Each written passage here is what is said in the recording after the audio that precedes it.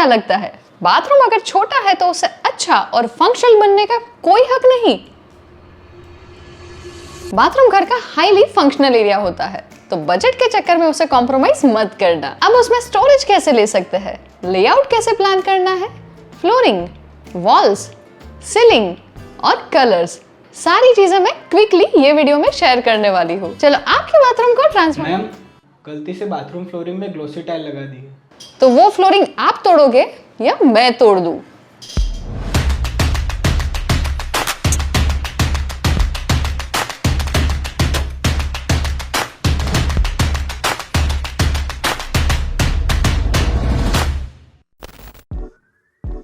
देखो, कुछ लोगों का तो ये फर्स्ट पॉइंट पे ही सवाल आएगा कि क्या बाथरूम में स्टोरेज लेना है? यस, आपको बाथरूम में स्टोरेज रखना ही रखना है, कॉम्पैक्ट बाथरूम हो तो भी। अब हॉरिजॉन्टल स्टोरेजेस कॉम्पैक्ट बाथरूम को और छोटा बना देंगे, इसीलिए बाथरूम में वर्टिकल स्टोरेज ऑप्शंस प्लान करना जरूरी है। एक सिंपल एग्जांपल से समझते हैं। आपके बाथरूम में WC के ऊपर खाली जगह होगी, वहां एक सिंपल शेल्फ ऐड करके आप उस पे towels, shampoo bottles, extra toilet paper roles जैसी चीजें रख सकते हैं। आइडियली तो WC के ऊपर निश बनानी चाहिए, पर अगर बाथरूम ऑलरेडी बन गया है तो निश ऐड करना पॉसिबल नहीं होगा, इसीलिए आप शेल्फ ऐड कर सकते हैं। वैसे ही बेसिन से अटैच एक फ्लोटिंग कैबिनेट बना सकते हो। अगर फ्लोर स्टैंडिंग कैबिनेट रखोगे तो अगेन बाथरूम और छोटा लगेगा। तो फ्लोटिंग कैबिनेट से लेग स्पेस भी रहेगी और बाथरूम स्मॉल भी नहीं लगेगा। आपको डेली यूसेज के लिए स्टोरेज भी मिल जाएगा और सबसे इंपॉर्टेंट, आप उसके नीचे से इजीली क्लीनिंग भी कर पाओगे। एक और बात, वर्टिकल स्टोरेज तो लेना है पर मिरर में स्टोरेज मत लेना, स्पेशली उस केस में जहां आप वॉल माउंटेड वॉश बेसिन ले रहे हो। बताती हूँ क्यों। बाथरूम कॉम्पैक्ट है, वॉल माउंट वॉश बेसिन भी कंपैरेटिवली थोड़ा छोटा होगा। मिरर में भी स्टोरेज लोगे तो 5 इंच बाहर आएगा, तो फेस वॉश करते वक्त आपको प्रॉब्लम हो सकती है। अगर आप काउंटर टॉप वॉश बेसिन ले रहे हो तो ही मिरर विद कैबिनेट यूज करना। You can check this amazing cabinets जो आपके स्मॉल बाथरूम में बहुत ही अच्छा लुक क्रिएट करेंगे। अगर ये वीडियो आपको थोड़ी जल्दी मिली हो और अगर आप बाथरूम बनाने से पहले ही इसको देख रहे हो तो please go with built in niches. अब शावर एरिया और WC के ऊपर निश प्लान करवा ही लेना। कुछ वक्त के बाद आप मुझे थैंक यू बोलोगे कि अच्छा हुआ एकता ने सजेस्ट किया था। मैंने बाथरूम डिजाइन की ये डिटेल्ड वीडियो बनाई है जो पक्का आपको बहुत ही काम आएगी।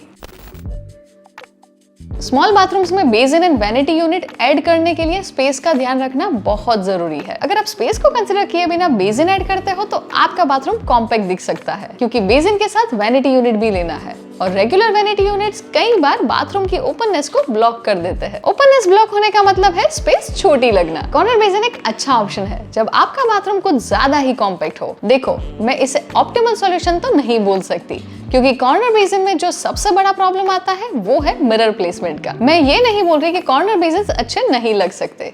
आजकल मार्केट में ऐसे स्टाइलिश कॉर्नर बेसिन्स मिलते हैं जो स्टोन फिनिश या सिरामिक में अवेलेबल होते हैं, जिससे आपका बाथरूम मॉडर्न के साथ स्पेशियस भी दिख सकता है। पर अगर यहाँ पर कॉर्नर बेसिन प्लेस किया है तो आप मिरर ये दोनों वॉल पर ले सकते हैं, या फिर एक वॉल पर मिरर और दूसरे वॉल पर शेल्फ ऐड कर दो। अगर आप थोड़ा और मिनिमलिस्ट लुक चाहते हो तो small wall mounted vanity try करें। ये दीवार से डायरेक्टली अटैच होता है। इसका सबसे बड़ा बेनिफिट ये है कि नीचे पूरी जगह खाली रहती है, जिससे बाथरूम विजुअली बड़ा दिखता है। साथ ही इसके नीचे आप स्मॉल स्टोरेज बास्केट्स या इवन स्मॉल स्टूल रख सकते हैं फॉर एक्स्ट्रा यूटिलिटी।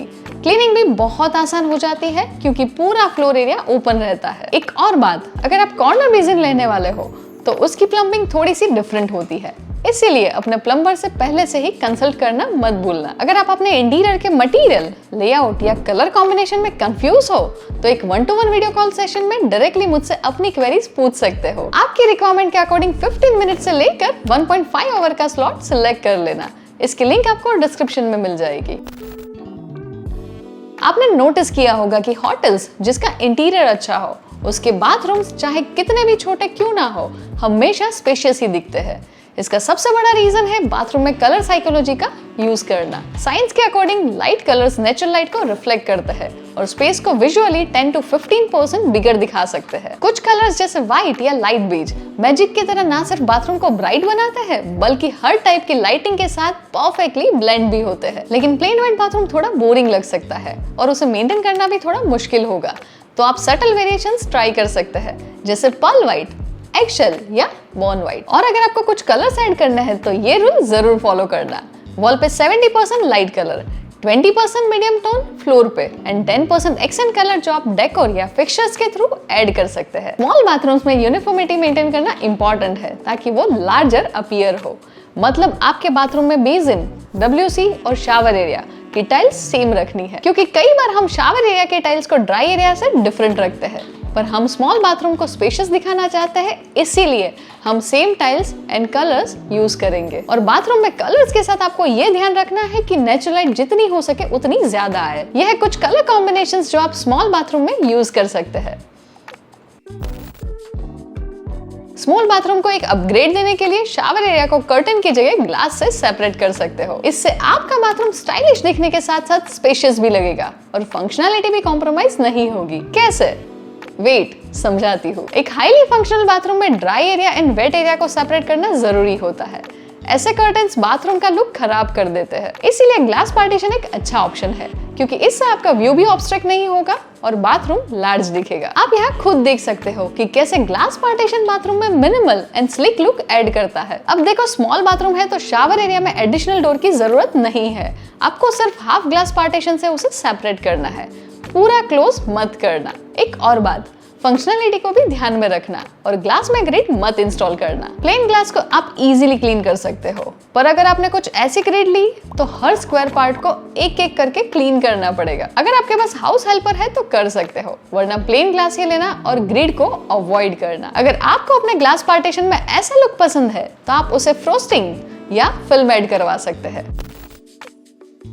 अब यहाँ मैं स्मॉल बाथरूम्स के लिए डिफरेंट लेआउट ऑप्शन समझाऊंगी ताकि आप सही लेआउट सिलेक्ट कर सके। ये डिजाइन उन बाथरूम्स के लिए परफेक्ट है जो बहुत नैरो है, जिनकी विड्थ 6 फीट या उससे कम है। तो इसमें WC, बेसिन और शावर एक ही वॉल पर अलाइन किया जाता है, जिसका सबसे बड़ा फायदा यह है कि ऑपोजिट वॉल कंप्लीटली खाली रहती है, जिससे वॉकिंग स्पेस मैक्सिमम मिलता है। इसमें हम शावर एरिया को एंड में रखते हैं ताकि वेट एरिया सेपरेट रहे एंड ग्लास पार्टीशन की हेल्प से बाथरूम में विजुअल कंटिन्यूटी भी मेंटेन होगी। सेकंड, अगर थोड़ा स्क्वायर शेप बाथरूम है तो L शेप लेआउट परफेक्ट रहेगा। इसमें बेसिन और WC को एक वॉल पे सेट करते हैं और शावर को ऑपोजिट वॉल पर। इसमें कॉर्नर बेसिन इंस्टॉल करके आप 2 से 3 एक्स्ट्रा स्क्वायर फीट स्पेस बचा सकते हैं। लेआउट के बारे में और अच्छे से समझना है तो मैंने ये बाथरूम डिजाइन मिस्टेक्स के वीडियो में डिटेल में बताया है, तो इसके बाद वो भी देख लेना।